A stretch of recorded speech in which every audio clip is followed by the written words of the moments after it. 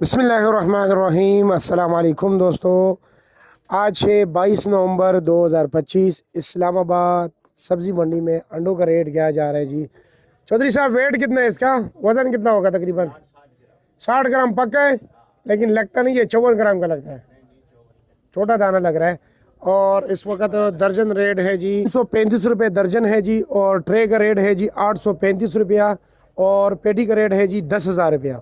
ठीक हो गया जी। नंबर आप लोगों को देता हूँ, अगर आप लोग आना चाहते हैं जी तो सब्ज़ी मंडी में गेट नंबर 1 पे जैसे इंटर होंगे, पहले स्ट्रीट में जो पहला दुकान है जी। गोल्डन अंडों का रेट, गोल्डन का वेट भी 60 ग्राम है, 60 और 62 ग्राम, यानी ये उससे शेवर से ज़्यादा है। हाँ। और ये ट्रे क्या रेट है? 1,000 रुपये का ट्रे है जी। और 400 रुपये दर्जन है। पेटी का क्या रेट है? 11,500। ठीक हो गया।